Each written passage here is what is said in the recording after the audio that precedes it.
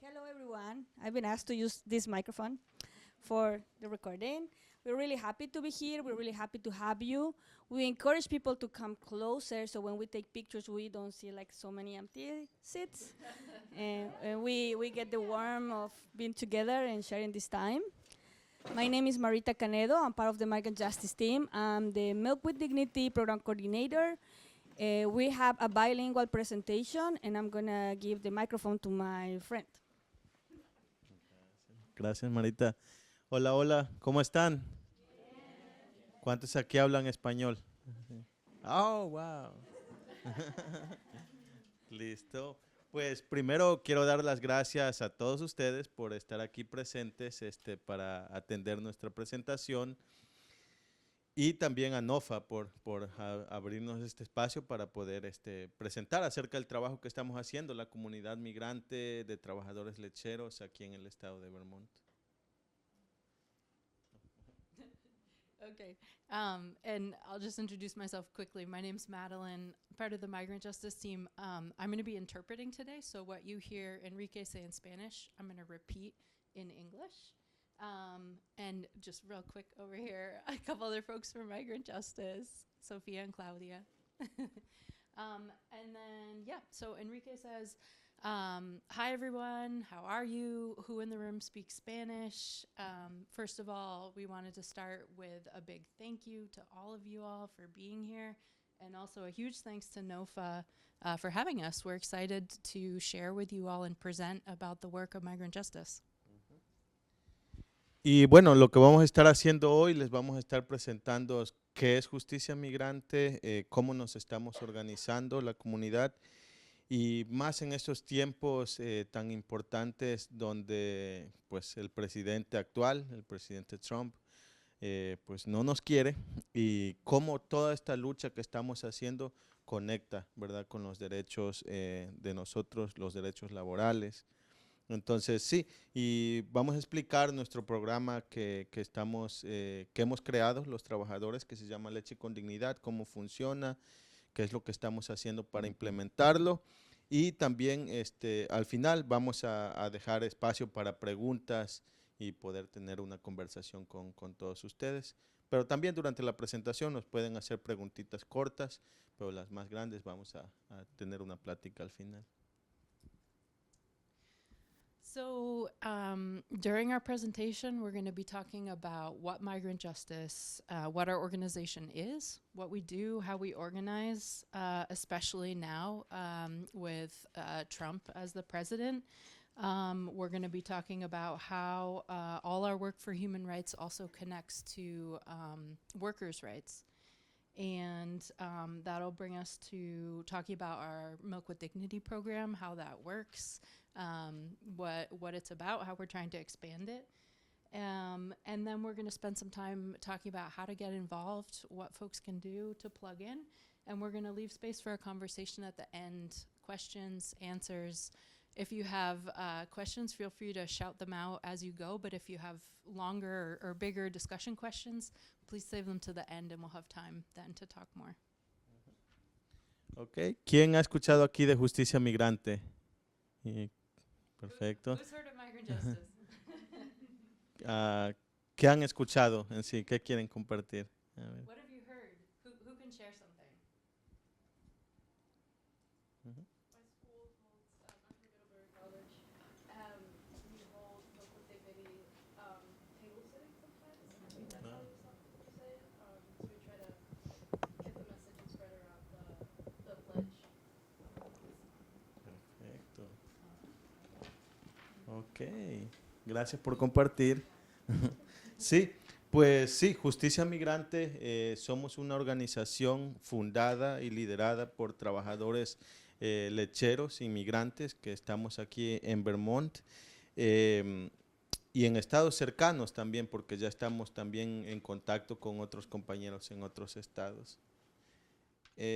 Justicia Migrante construye la voz, ¿verdad?, y la capacidad y da las herramientas a nuestra comunidad de trabajadores para que podamos organizarnos y involucrar aliados en el proceso para avanzar como los derechos humanos para nosotros mismos y también una economía justa para todos. Migrant justice, thank you for sharing, was the first thing. And then migrant justice was founded by and continues to be led by migrant workers within the dairy industry in Vermont, but also in surrounding states, as we're starting to work with more and more workers nearby in other states. And our mission is to build the voice, capacity, and also tools for our community to organize, work for human rights, and also to involve the ally community as well to work for economic justice for everyone. Y Justicia Migrante fue fundada hace 14 años ya, después de la trágica muerte de nuestro compañero José Obed en un rancho lechero aquí en el norte de Vermont. Cuando pasó esta tragedia, fue lo que reveló que había una comunidad inmigrante aquí ayudando a sostener los ranchos lecheros. Nosotros tenemos un conteo de como alrededor de 1,000 trabajadores que estamos en esas granjas lecheras. Migrant justice started more than 14 years ago now, and the organization began because of a tragedy, actually. The death of a young farm worker in the northeast part of Vermont, whose name was Jose Obeth. You can see him in the photo here. But this tragedy of Jose Obeth's death revealed a community of migrant dairy farm workers who were sustaining the dairy industry in Vermont.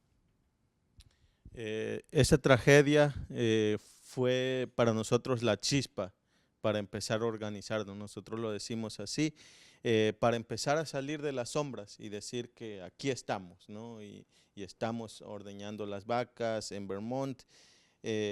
La comunidad empezamos a reunirnos y usamos ese espiral que ven ahí, como empezar a hacer asambleas para reunir a la mayor cantidad de trabajadores posibles para hablar de las experiencias que estamos experimentando cada uno, cada una en nuestros lugares de trabajo. Después, el segundo paso, ver que estos problemas son comunes, ¿no? No es solo como aislado que le pasa a uno, sino es un problema en común, en comunidad que tenemos. Y después nos encargamos de investigar por qué y analizar por qué están pasando estas cosas, ¿no? Y ya es donde aprendemos mucho de dónde vienen las raíces de estos problemas y creamos, ¿verdad?, como la estrategia o un plan para tomar acción y cambiar esta realidad. Y después ejecutamos ese plan de acción hacia la acción, ¿verdad? Mucho que vamos a contar ahorita de lo que estamos haciendo Justicia Migrante para cambiar la realidad de los problemas que sufrimos la comunidad. And so this tragedy of Jose Obeth's death turned into a spark that for our community to start to get organized, to start to come out of the shadows and say, we're here, we're part of the community here. And so as we started to come together, we used this model, what we call a spiral model that you can see in the middle of the screen, which starts with our experiences. And so we started to gather the farm worker community into assemblies or asambleas where people share their experiences. We come together and talk about what we're experiencing. And then in that process, we start to find and identify common problems that aren't just things that are individually affecting us, but are shared issues. And then from there, we start to analyze, we research, we try and figure out why, and that's what really brings us to look at, like, what's the root of the problems that are affecting our community. And that's when we start to create plans for changing the situation. And that's what then leads us to campaigns and taking action. Y a lo largo de los años que llevamos organizando, ya 14 años, más de 14 años organizándonos, hemos logrado como cambiar y ganar varios derechos que nos han arrebatado a la comunidad desde que llegamos acá. Entonces, y no importa el presidente que haya sido, la comunidad hemos estado aquí como organizando y hemos ganado, por ejemplo, en Vermont, el acceso al acceso a las licencias de conducir, el derecho a la movilización, en el cual pues nos organizamos, fue nuestra primera campaña. Hemos logrado parar deportaciones también de la comunidad, evitando la separación de familias en varios casos. Y hemos pasado políticas en contra de discriminación policial, o sea que la policía de Vermont no invierta recursos en esta máquina de deportación y separación de familias. También hemos logrado avanzar ahí. And over the last 14 plus years, we've had many successes and wins with the campaigns that we've launched for human rights. And that's been over the course of these many years, different presidents, different political climates. But to mention a few, the first campaign that the migrant community took on was access to driver's licenses, regardless of immigration status, because of the right to freedom of movement. And that has had an incredible impact. We've also organized to stop deportations, to stop the separation of families, and we've worked to create a policy to stop or to lessen police discrimination with a policy that stops immigration and police from collaborating.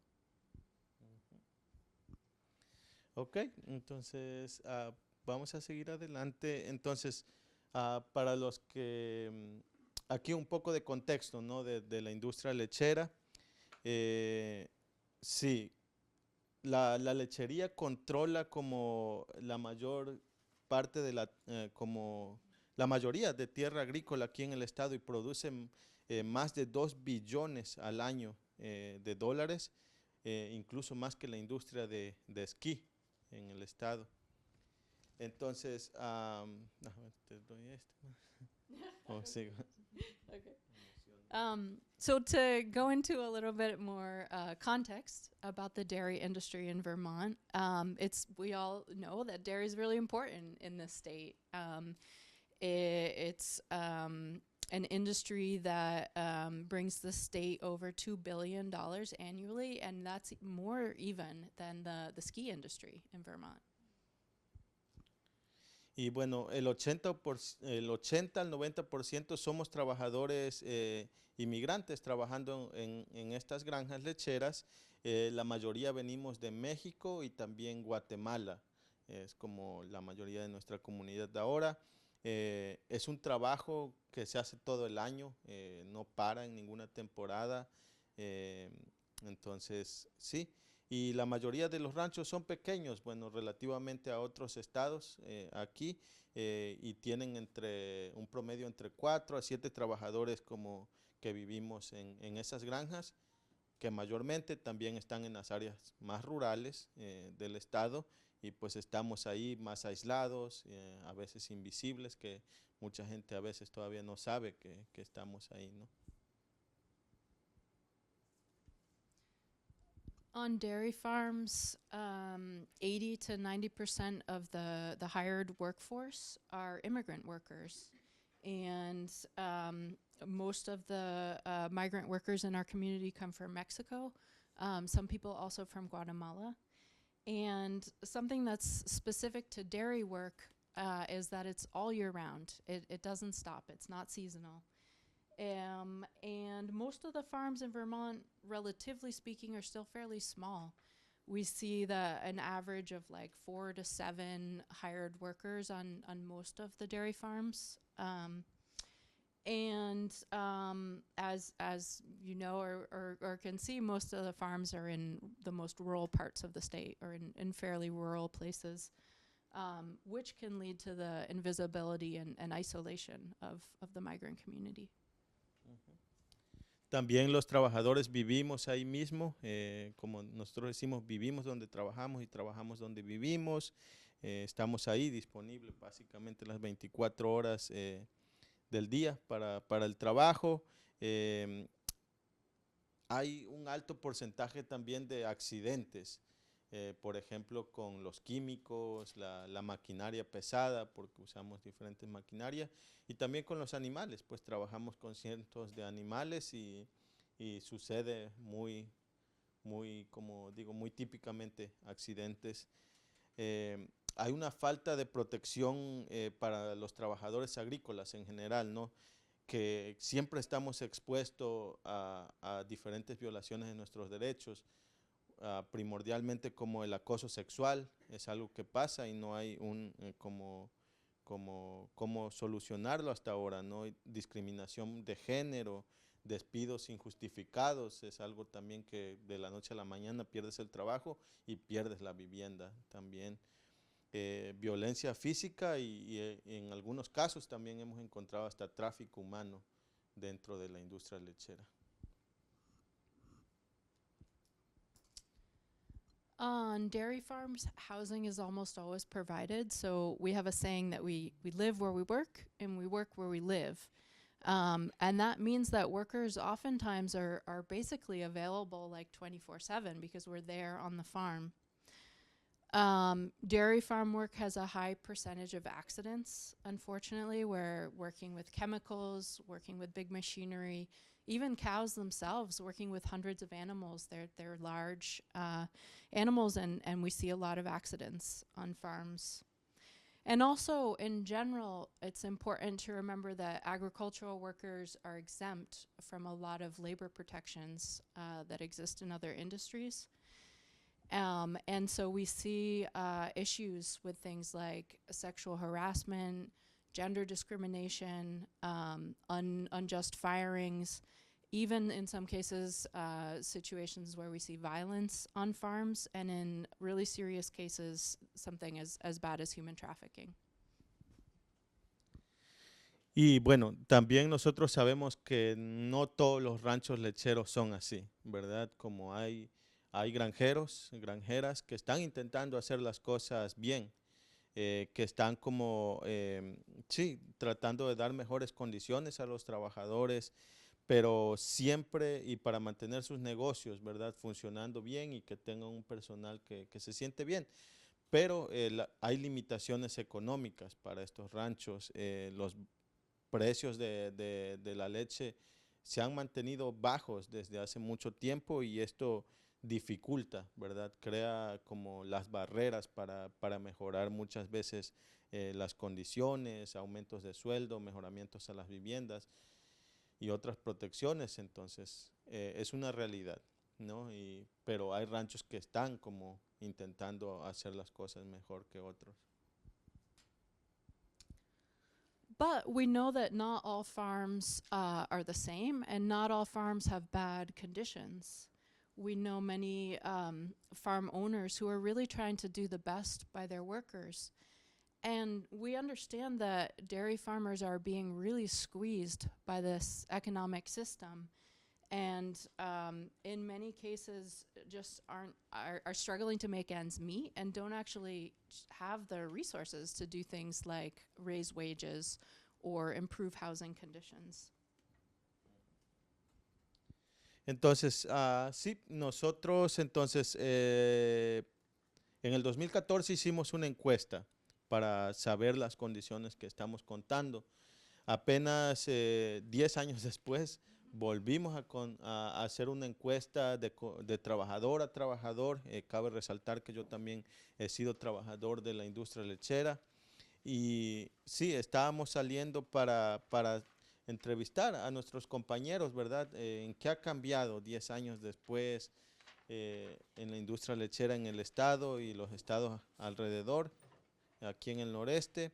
Hicimos más de 200 encuestas y les queremos compartir qué hemos aprendido de esto también. In 2014, we did a worker-to-worker survey to better understand conditions for farm workers in the dairy industry. And then last year in 2024, 10 years later, we went back and did another worker-to-worker survey in the dairy industry in Vermont and also in some of the surrounding states to try and get a sense of what changes, what's going on with these issues, what things are the same, what things have changed. And so last year in 2024, we did this worker-to-worker survey with more than 200 dairy workers around the area. Entonces, aprendimos en estas encuestas que el 87% de los trabajadores entrevistados o encuestados ganan menos del sueldo mínimo estatal. Eso es una realidad, el 87%. 82% viven en una vivienda en malas condiciones o insegura. El 77% de los trabajadores han sufrido como accidentes o lesiones por el trabajo. Y el 53% de los que entrevistamos igual experimentan algún tipo de discriminación, la mayoría por su idioma o su país de origen. Son de las cosas como más fuertes y relevantes que encontramos en esta encuesta. And so to share some of the highlights from that survey, we learned that 87% of the workers that we surveyed make less than the state minimum wage. We learned that 82% are living in housing that is in poor condition or unstable. We learned that 77% of workers have suffered some type of accident or injury at work. And 53% of the workers that we surveyed have experienced some form of discrimination, the majority because of the language that they speak or the country that they're from. Y es por eso la importancia para nosotros de seguir expandiendo el programa de leche con dignidad a la industria lechera, ¿verdad? Como para que más compañeros y compañeros trabajadores tengan sus derechos protegidos en toda la industria. And so it's because of these issues, because of these numbers, that we're working so hard to expand what we call our Milk with Dignity program to bring rights and protections to more workers in the dairy industry. Okay. Le voy a dar la voz a mi compañera Marita. Ahorita. Pass the mic to Marita. Thank you. So yeah, one thing that you should know is that Kike used to be a farm worker in a dairy farm. He's a farm worker, and seeing that spiral, it's part of the leadership development, right? In the leadership awakening, he's now an organizer with the community and has a great experience. I also want to give a shout out to Haley, who's taking pictures, so it's part of the team as well. But yeah, Kike mentioned Milk with Dignity. So what is Milk with Dignity? Following the spiral, the workers did a lot of analysis about the problems and the systemic issues that are bringing all these abuses and bad conditions, and created a solution. Because we can talk about a lot of bad situations, but we also need to get into action and put that fear and put that anger into action. And so we created the Milk with Dignity program. What is that? It's a program that is workers-led. So the opposite of corporation social responsibility. This is worker social responsibility. And it has 5 essential elements. And maybe you're going to recognize some of these when we talk about, food, just food or fair food or good food. But this is really important because one thing that the program has, it's standards. Standards that have been created by the workers themselves. But it's not only the standards alone, right? There are education sessions. And what does this mean? That everybody in the farm under the program, workers, managers, farm owners, have education sessions about what are the standards, how do they work, how to put a complaint, how to give suggestions, where to go, which allows them to have access to a 24/7 support line. So you have standards, you have people understanding and knowing about the standards, and then you have the monitoring body. because standards alone or a support line, it doesn't help, right? We need to monitor and enforce these standards. So another big element is the third-party monitoring body called the Milk with Dignity Standards Council. It's a set of investigators and auditors that are local, bilingual. They are answering the 24/7 support line, but also creating the space in different farms for the conversation and collective solutions between farm workers and farmers about the situations, if it's schedules, if it's like housing. So it's really bringing to the farm a resource that helps to have a better work environment. But also we cannot have standards in education and enforcement without money, because the problem, as Kike was saying, it's economic, right? Farmers that want to do good, there's not enough money to make improvements or raise wages. This money comes from the corporations that are sourcing from these farms. So a premium is paid by the corporation to the farmers directly, and that money is monitored to be used to be successful with the standards. So if wages need to be raised, it's not coming from the farmer's pocket. If houses need to be improved, it's not coming from the farmer's pocket. And even so, the Standards Council has been going above that and getting grants and other connections from the state and private funders to have more money for housing. And we successfully, under the program, had new efficiency houses for farm workers, which is an amazing achievement. And the other thing, we're talking about standards, education, monitoring, enforcement, the money to do so, but these corporations are not going to do it just because they are good. There is a binding agreement, a legal binding agreement between migrant justice and the corporations that puts into detail transparency for the supply chain of these companies, because there's no transparency. But under the contract, we can see that to understand how much is going to be needed, how much money is going to be needed to be in compliance, to have how many farms, and the impact that it's really going to bring. So we have proven this model successful. The spiral is working because workers really, after talking and envisioning this collective solution, had put it in place, which is great. We have 4 beautiful reports since the beginning of the program. You can see them on our website. A lot of data. The last one has a comparison with the survey results that you just have on your hands and that Kike was explaining. And we have one over there. Oh yeah, we have one report because we have given that a lot, but they're online as well, and you can see the transformation. And I just want to touch base on this because we put in place this program with Ben & Jerry's, the ice cream company. It's the only company right now under the program. And they have been joining Milk with Dignity since 2017. And you see the numbers. We're never going to tell you 100%, everything is fine. We're doing great. No, we're doing amazing, but it's not 100%. Because real change takes time. And that's the reality. For farmers to be able to raise wages and change the payroll, and then for houses to be improved, for bringing new houses, for changing the culture at the workplace, now I can talk. Now I have a voice. Now I can ask questions.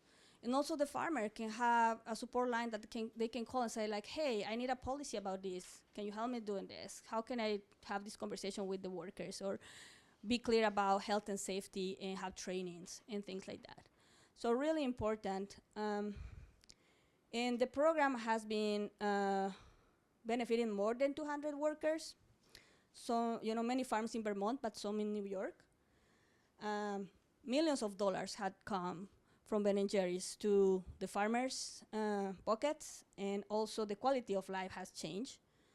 And we know that this is an economic relief for the struggle of farmers. We don't want to ignore, as Kikas was saying, the prices of milk are really low. So yeah, please check the reports. It's really important. But I can talk hours and hours about the success. I just want to share with you a video. This is a video of the first year of the program implementation, testimonies of workers about the changes that they have faced.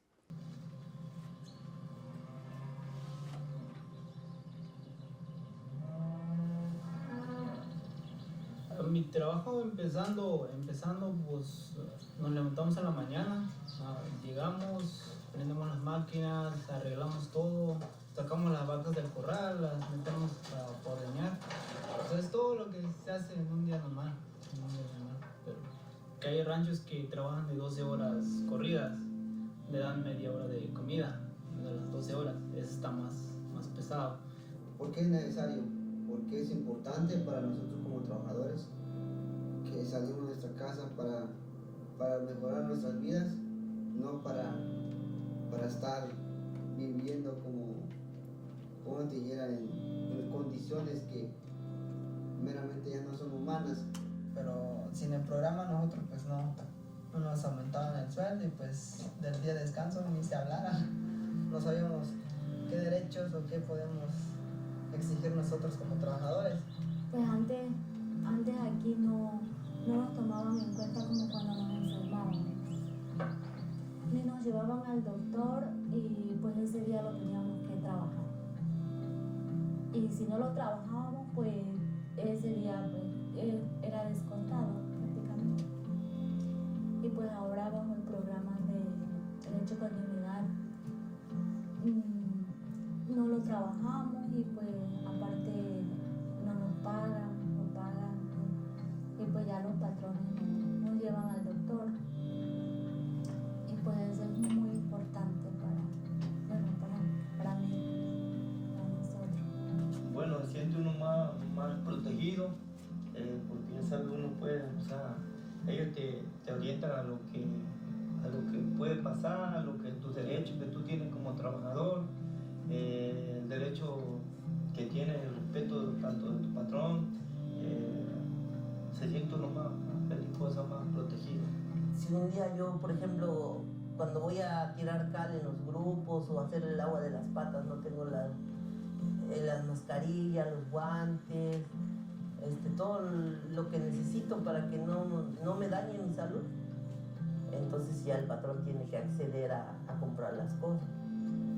Ahora ya tenemos un día completo que antes no se tenía.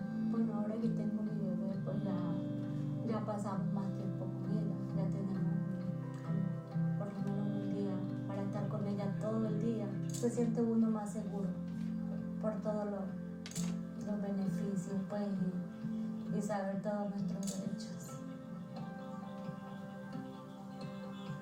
Mediante el programa se ha hecho posible tener una casa nueva, porque antes estábamos en una traila que estábamos más amontonados, 2 personas en un cuarto,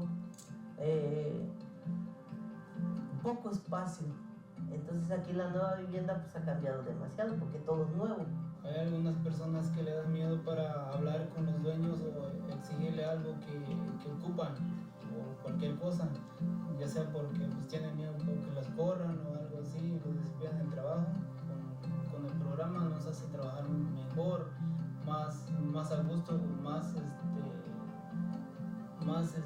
en confianza con los dueños, sabiendo cuáles son nuestros derechos, o sea, de no ser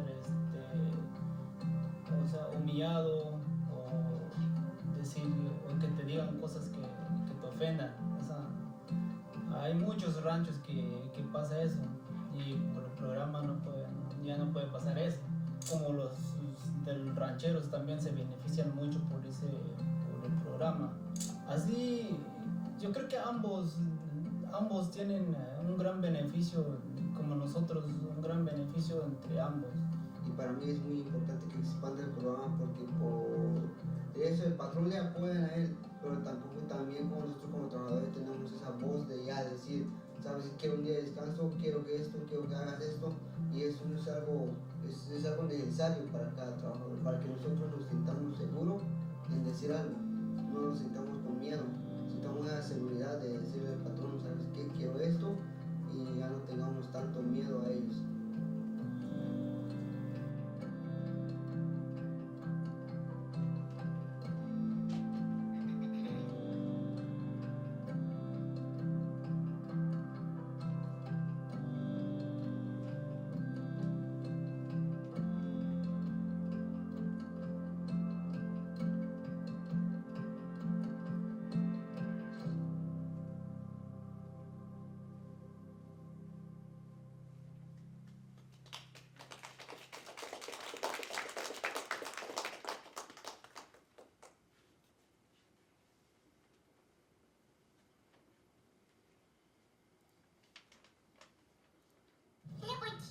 Liberty Mutual is all she talks about since we saved hundreds by bundling our home and auto insurance.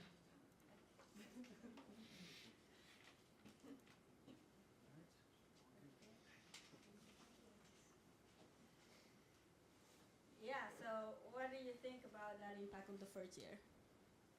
Any comments, questions?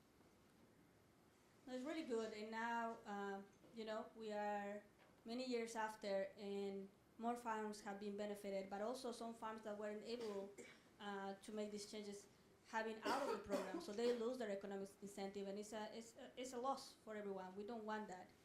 This is almost, the 20% of dairy in Vermont, so we need to expand, and it's really important to understand that. Yes. I might have missed this, but how do you get the corporations to come into this agreement? Yeah, good question. That's a great question. So when Kike was showing the spiral and saying taking action after there's an analysis, there are different ways of taking action. So first, we reach out to the company. We have an analysis and a study about the structure of the company and who are the players that we need to talk. We bring a plan. And with Ben & Jerry's has been years and years of conversations because they are local and they have this social mission. So before understanding and creating Milk with Dignity, we were talking with them about changing the conditions, and they were always like, go to the state house and ask for money, or changes of visas for workers. Why don't you talk to the Department of Labor and bring issues about this? And we know that the state doesn't have the capacity to do so. There are laws that pass, and we have laws passing on the legislation, but there is not enough enforcement mechanisms, and there is no worker-led, participation. So that's why we created the Milk with Dignity program, and with Ben & Jerry's was like, now we have the solution. We're not gonna go to the State House or the Department of Labor. And they were like, oh, okay, maybe we can try to create our own thing. So you see a lot of corporate social responsibility things and corporations saying that they follow standards of engagement or standards of fairness or anything, but they don't have these other elements about worker participation and enforcement and all this. So we kept on talking to Ben & Jerry's, and then we launched a public campaign. We went to the public campaign, and then they signed an agreement of cooperation saying, okay, we're gonna work with you now. And we were really happy, but then they took 2 more years of starting that cooperation, so we had to launch the campaign again. And finally, they were like, yeah, you're right. We are just like bumping heads, trying to create our own thing. Doesn't make sense, but it's a lot of testimonies of workers, rallies, marches, protests, sending letters.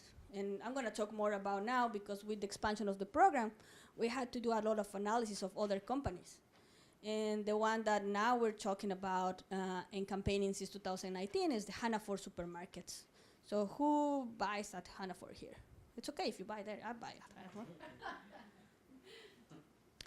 Yeah, so after, doing a whole analysis of different brands, the community decided to ask Hannaford supermarkets to talk to farm workers and understand about the program, be transparent about their supply chain, and sign into this agreement. And people ask why. And it's like, well, they have around almost 200 stores in the Northeast region of the United States. That means that when they sign, the impact is going to be thousands of workers, not only in Vermont. Oops. Sorry. And they really are sourcing a lot of milk from this region. And they have this opportunity to bring Milk with Dignity to their stores. So we're talking about their Hannaford brand milk. As I said, we reach out to their administratives, to their CEO, Mike Bell, literal name, Mike Bell, and ask them to talk about this. And at the beginning, they were like, maybe, I don't know, we'll see, we'll open our calendars. And when they realize all the changes that they have to do, they started trying to not having a conversation with us. So we launched the public campaign to put this pressure. We were just, finishing the Ben & Jerry's public campaign, so we had all the materials ready. And there are different forms, we had like farm worker-led rallies, delegations to their office in Scarborough, Maine. We, did a lot of things in all the supermarkets, and we're gonna keep on going. So this coming April, we're gonna go to the Netherlands, because Hannaford is owned by a company in the Netherlands called Ahold Delhaize, and Ahold Delhaize owns other supermarkets here in the area. Some of them are part of the Fair Food program, which is kind of the Milk with Dignity, but for tomatoes and peppers. And so they know what we're talking about.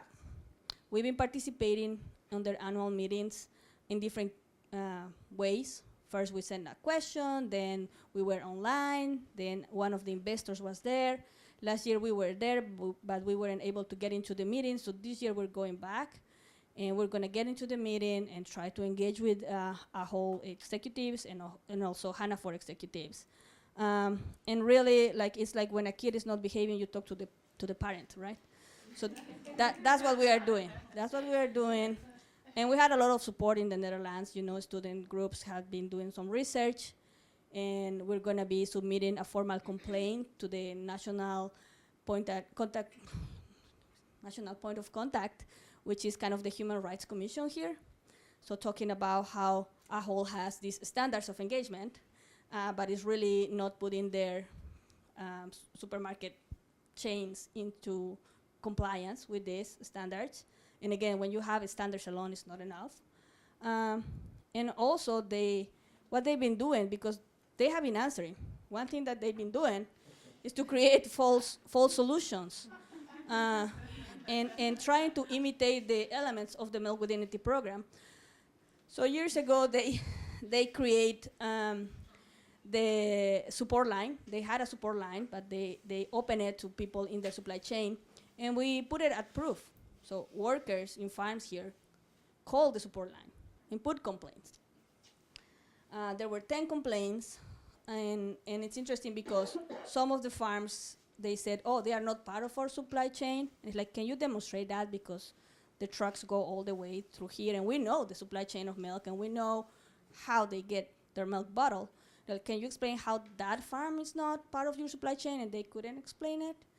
And then the ones that they investigated, they came up with the conclusion that nothing was relevant in their investigation. And we are talking about people like 6 workers sharing 3 beds. So the night workers will sleep there during the day, and then the day workers will come and sleep there.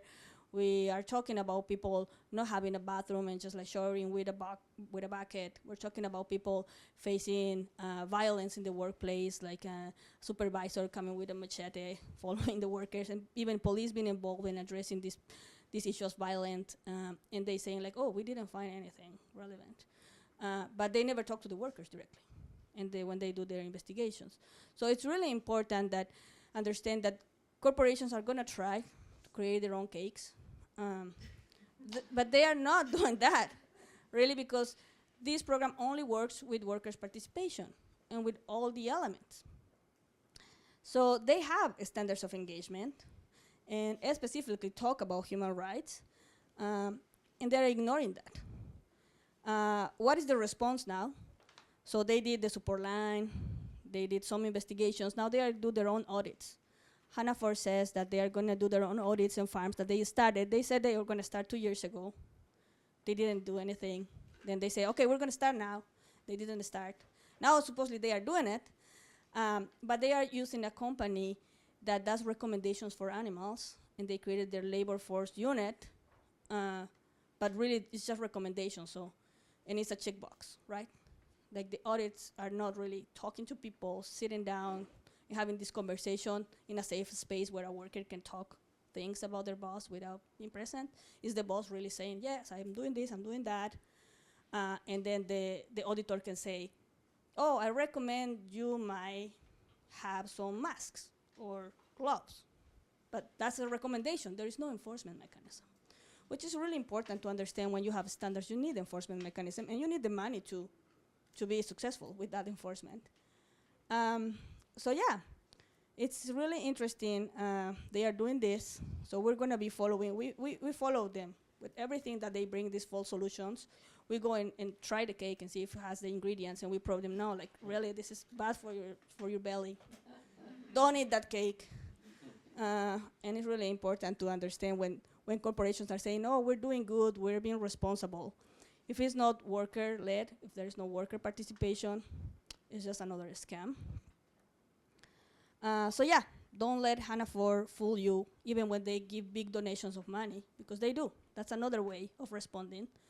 And we are not saying stop your donations, of course. Give more money to more people, and even schools.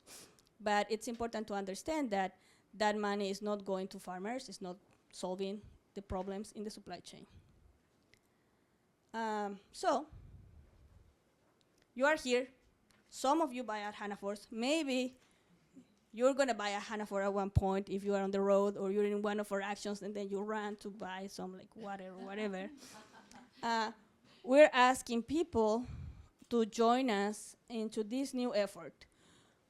We are doing kind of our own test to see how many consumers we can get to understand the campaign, to understand why we're going with Hannaford, and to sign this pledge. And this pledge is important because it gives you 3 options. One, that you support the campaign. The other is that you commit not to buy at Hannaford if we call for a boycott. The other one is that we've been having pickets, so days of today, don't buy at Hannaford. So to commit to not cross the picket line, and also talk to your neighbors, your friends, your colleagues about this.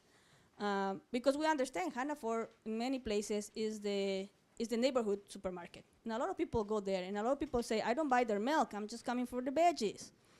Yes, but please, if we are picketing outside, be like part of this and don't cross the picket line. So this is kind of like a mechanism you will learn of when you organize. You need to engage the consumers because they have the power. We need to teach them what is their power. And we want to see how many people are really going to follow. So those pledges are going around. They have a QR code if you want to do it online. It's easier, so we don't have one of our interns type in everything. Yeah, so also share this with other people. Other ways that we do this, when you ask, how do you bring corporations? Part of the things we do is we do mass phone call days. And those have been very successful because we block their line, and then they have to respond, and their communication person has to come in public and say something about Milk with Dignity. So it's really important. So if you want to participate on that and make a call to their offices, we have different dates. Usually it's like 4 a year. The next one, February 26th, from 9 a.m. to 5 p.m. So put it on your calendar. I know you have phones and you put things on your calendar on your phone. So February 26th, we're going to be calling on Hannaford. If you don't know the number, we're going to give you the number. Don't worry. You can also volunteer to call the people that sign up. We call people that want to do this. We don't randomly call people and say like, hey, can you call Hannaford and blah, blah, blah, and this is the speech. So if you want to volunteer that day, also you can sign up to volunteer that day. It's really important. You're going to get trained and everything. So yeah, that's another way. And we had like more than 200 calls one day? Or what was the biggest one? The biggest day, it's especially successful when we've worked with students before to actually, and I think it could work in other places where there's just a lot of people, but during the lunch rush or sometimes it's really busy, set up a table. And I think you from Middlebury were talking exactly about that, so that's an amazing example. But we've gotten past, I think, 600 before, when we really have a lot of student groups and could be other groups doing this all at the same time. It's helped us really boost the numbers. So Yes. that's something we'd love to talk to you all more about. So even at your workplace, Mm-hmm. put it out there, and people at the moment they can make a call. But there are other ways of expanding Milk with Dignity besides corporations, and that this is something we're exploring. Hopefully, it's going to be successful in a couple of months.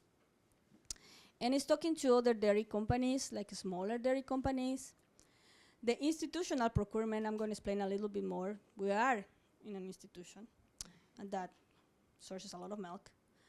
And also emerging entrepreneurs. So I know this conference brings a lot of farmers that are maybe thinking about not milk, but maybe cheese and yogurt and mozzarella sticks. I don't know. But it's really important that, yeah, if you know someone and starting a new business and this is possible. So what do I mean when I say institutional procurement? It's a very direct and concrete way to expand the program locally. Vermont is well known for the local food, and we love to be proud of our maple and everything local. And there is big, like Kike was saying, big industry for Vermont. It means that, like educational institutions, universities, schools, technical schools, medical institutions like the hospital next here, small clinics, also local business like the food co-ops, restaurants, coffee shops, either private or state owned. They can really support the local economy of milk. And there are small brands of cheese, butter, yogurt. We have some sponsors for NOFA. And they produce in lower scale than Hannaford's, right? And they are sourcing lower than Ben & Jerry's. So what is important is we bring, let's say, all the K-12 schools from a district, and they can pay the premium altogether to our local farm where they are sourcing. So this is something we are exploring when K-12 schools are changing to organic. That's a big thing that NOFA has helped. So how can we bring more money to that local farms to also be part of the Milk with Dignity program? And I just want to address that even that this is a program that was created by immigrant workers, all the workers are benefited. So we have farms under the program that don't have immigrant workers, they have local workers, and they are also receiving the benefit of everything, like wages and protections. Yeah, so let's think about, like UVM, big state university, they buy a lot of milk. How they can be sourcing and being another buyer that is, bringing the local farmers into compliance with the standards because they can pay more to these farmers. So that's something we're exploring. And like I said, hopefully it's going to be soon. With the small entrepreneurs, there are a lot of organic cheeses that start to come up in the market, especially in Vermont, in New York. So we are in conversations with the organic cheese that hopefully is going to have the brand of Milk with Dignity. And it helps because people are always asking, okay, what are the products that are Milk with Dignity? So if we have the label, people love labels. So we're going to have that on our cheese. Ben & Jerry's doesn't want the label, which is great. But we had to have that conversation with them. So yeah, just understanding this institutional procurement, it's important because that label helps, raise the sales of that product. So the small entrepreneurs also receive this support. It's economic support. They can pay more to the farmers. And it brings like an equity on payment, right? So if it's all the K-12, how can we get that money? If it's the universities, how will we get the money? And then really, we're bringing money to the local economy that we always praise and we're really proud of it. But something exciting, not about milk, that just happened. This model, like I said, Milk with Dignity, and I talk about the Fair Food program, they started this model, worker-driven.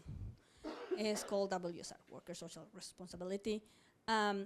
With all these elements can be implemented in any industry, included construction. So in Minnesota, we have a sister organization called CETUL. They have the same elements of Milk with Dignity for construction. And I don't know if you saw the news, like last year, at the end of the last year, there was a big news about a construction company that was housing their workers in conditions that were terrible. And there were a lot of complaints, and they didn't know what to do. they came knock at our door and said like, hey, do you have something like Milk with Dignity for construction? And we're like, yes, in Minnesota, we'll bring our Minnesota friends and we'll talk about this. They are called the Building Dignity and Respect in Construction. Same elements, kind of different structure because it's construction, so different laws because this is not agricultural workers. So Vermont Construction just signed an agreement of cooperation, similar to what Ben & Jerry's did at the beginning. This agreement of cooperation said we need transparency on your supply chain, so how does it work, how many workers, how are you paying, how much. Let's figure it out. What are the priorities of the standards here in Vermont? Because the standards were created in Minnesota, which is bigger city. Same code is gonna come to Vermont, but it has to be adapted to the needs of workers here. So we're gonna work on that. It's really amazing to have this. It's gonna be kind of like the same number of workers that right now are benefiting from Milk with Dignity, which is 250. It's gonna be benefiting workers in construction. So it's a big step of expanding the program.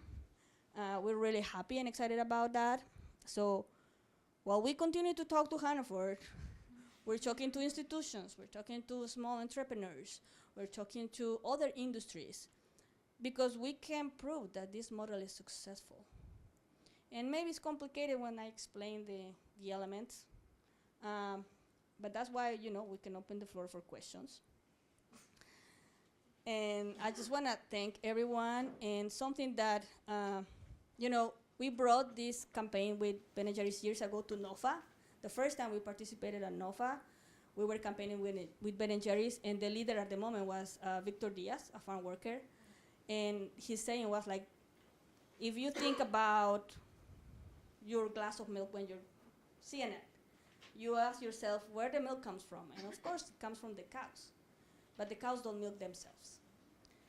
And that has been our phrase forever, because it's the reality. We need to think about the labor force. We think a lot about the environment, which is really important.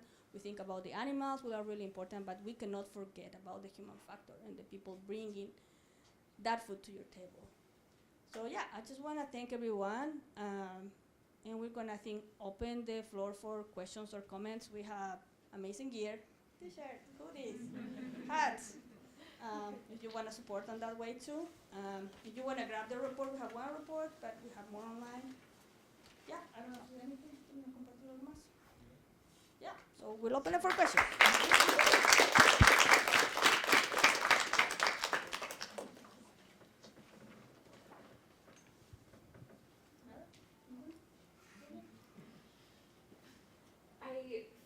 I don't even feel there's so much hatred right now around like the immigration discussion or political climate right now, and I don't agree with what I'm about to say, but I feel like it's easy to imagine half of our country maybe saying like, oh well, these folks might be here illegally, or why don't they get another job? Like, how do you have that conversation with people that say that? Like, how do you reply to that?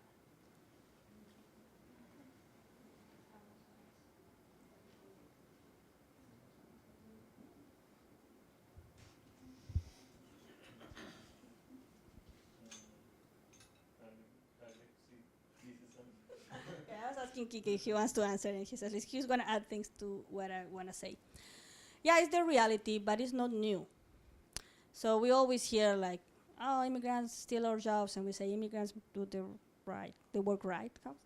The immigrants do the work, yeah, like the song, do the work done. And yes, I think the problem is bigger because why immigrants are here, we start with that conversation. What happened years ago, that people had to be here.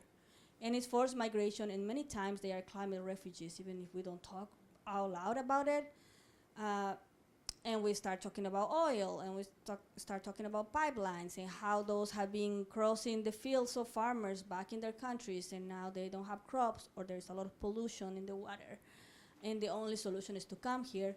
And at the same time, we said that the jobs are in such bad conditions that people from here don't want to take those jobs, unfortunately. Hopefully the industry is going to be better with our efforts, and that anything that we do organizing is, again, it's not only for migrant workers, specifically in Milk with Dignity, it's for any worker in the farms. And we address the issue of farmers. Farmers are struggling as well. And it's not supporting migrant workers, it's supporting the solution the migrant workers created that is bringing a solution to the whole industry. Because the problem is economic. And we're not changing capitalism, we're not changing the system itself. We're putting a small solution to something in this capitalist world. So yeah, money runs this system. We need the corporations to really take a stand when they talk about being good companies or follow standards or anything. And yeah, we get a lot of hate speech, and when we get angry, we put that anger into action. I have to thank my sister for that phrase.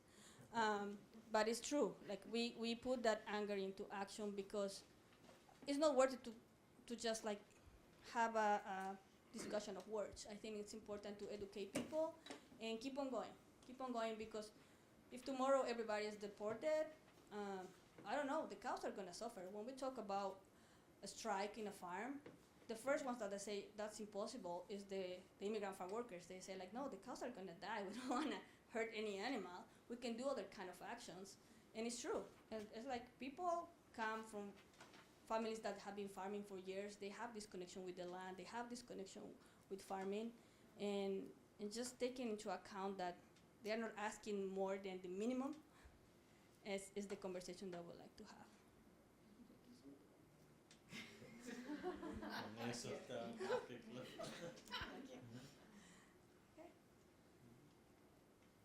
I just so deeply appreciate how your analysis and your campaign invites the farmers to sit on the same side of the table and point the finger at the corporations, because we are so used to being to having this like finger pointing at each other and having fear and hate weaponized against us. And it feels like maybe you're not undoing capitalism, but you're undoing a whole heck of isms in that work and inviting people along, inviting farmers, farm owners along with you to point the finger at the corporations. And then I love how, oh, Hannaford, you're not going to listen? Okay, well, we're going across the ocean then to the Netherlands, and we're going to tell your corporate parents about it. I mean, that's just, I so appreciate that generosity and that clarity of strategy.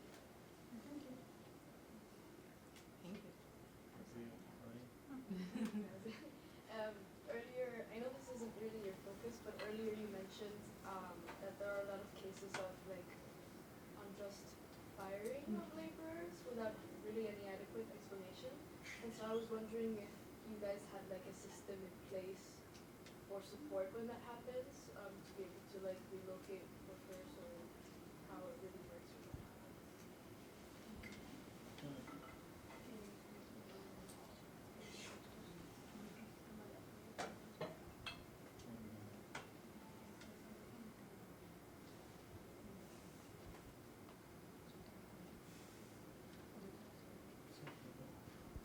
Sí, es buena pregunta.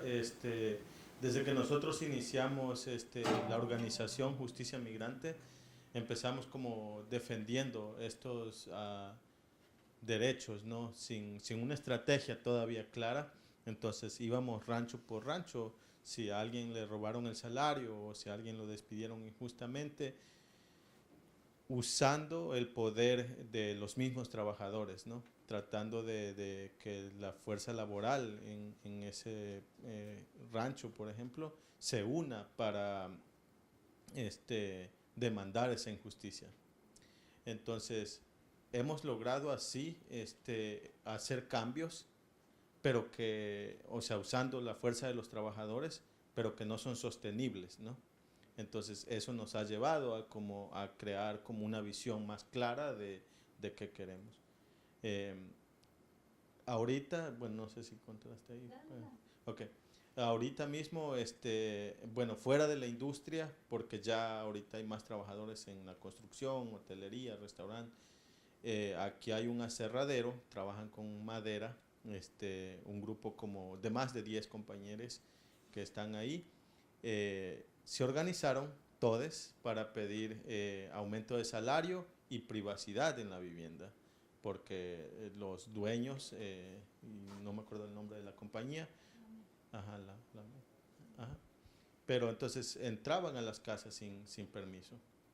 Los compañeros y cuando llegaba una visita, llegaban a cuestionar quién era y a intimidar un poco. Entonces todos se sentían que ya no podían invitar ni a un familiar a visitarles. Entonces eso es algo muy típico que pasa, el control de las personas hacia los trabajadores, como pues hacia los que estamos ahí. Entonces los compañeros se organizaron usando su poder para intentar cambiar esto, y los dueños de la empresa resistieron y dijeron que no, que solo continuaran trabajando, que nada iba a cambiar, o que si no les gustaba que se fueran.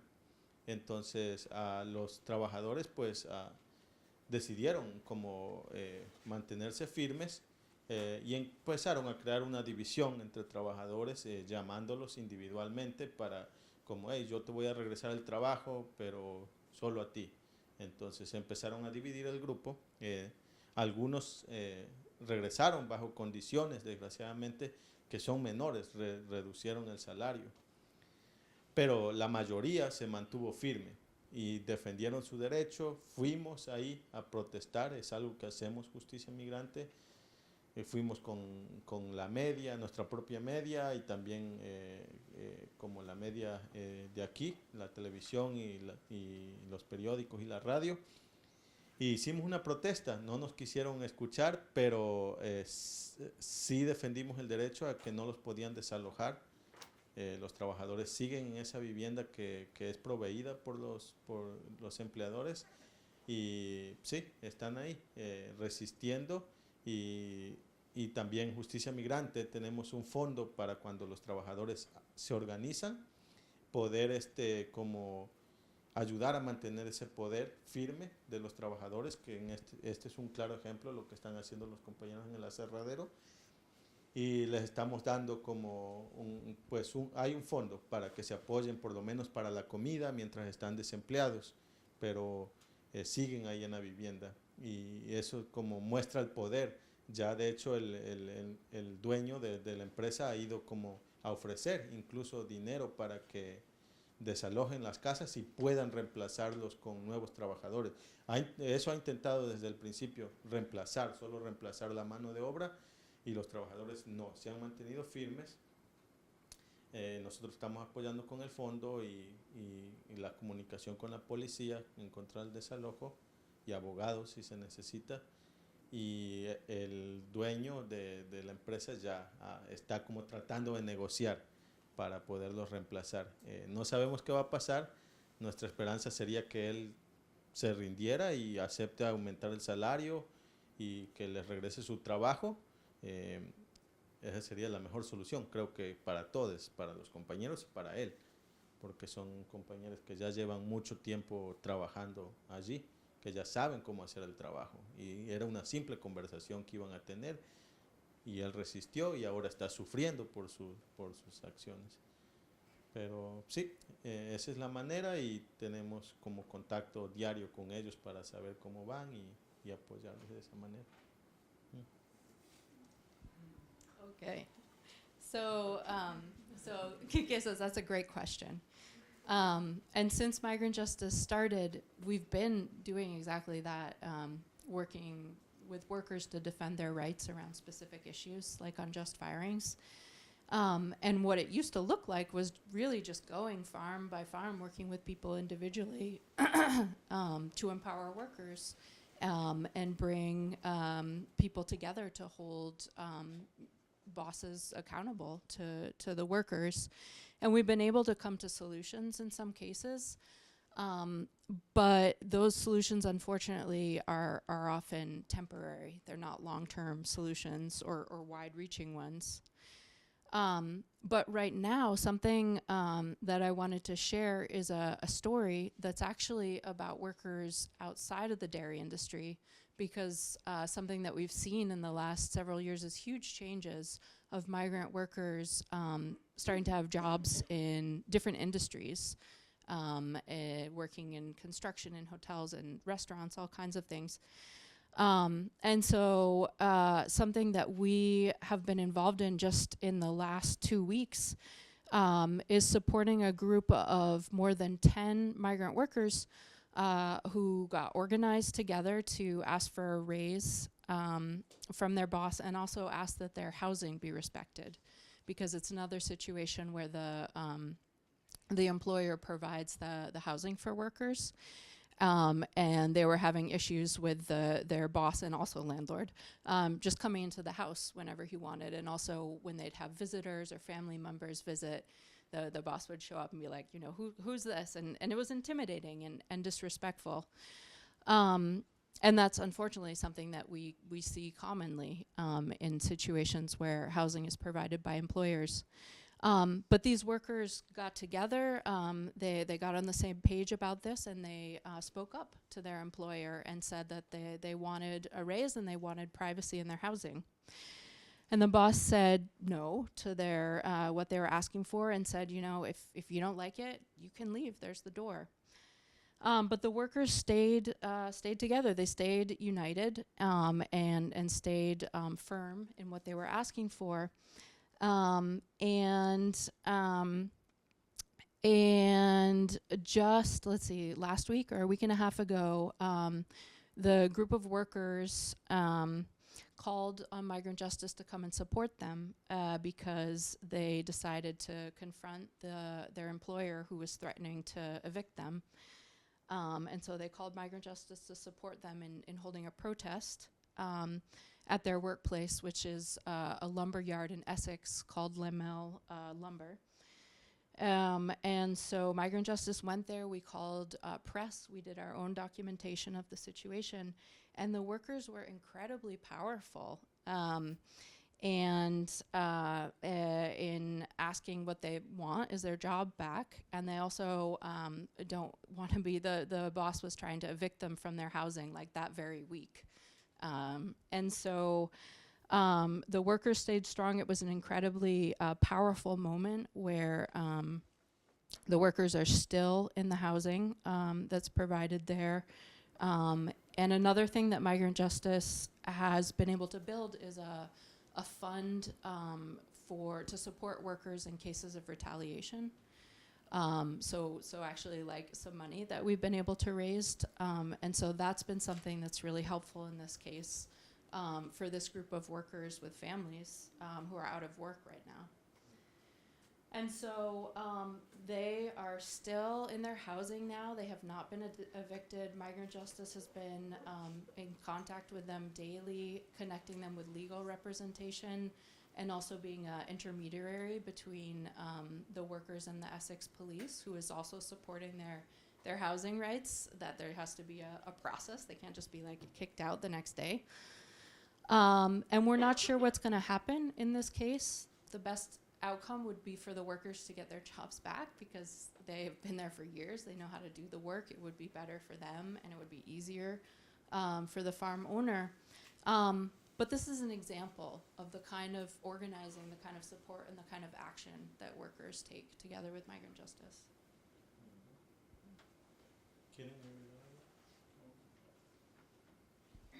Sure. I just want to add that, yeah, there are a lot of networks for support, but one important thing we do is like solidarity, no charity. And the thing that Kik is explaining is just like any opportunity is to really organize, understand about your rights, but also bring up the leadership of people. So understanding that this is a bigger problem than just one business or one farm or one place. And that's why we need to keep on going and keep organizing. So it's more like a tool. Yeah.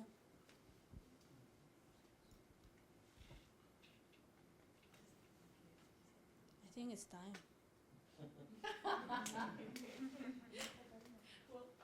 Oh, yeah. Can we take a group picture?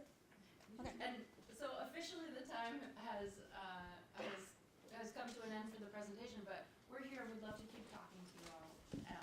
So after we take a group photo, please stick around and we can keep having this conversation. Okay? Oh.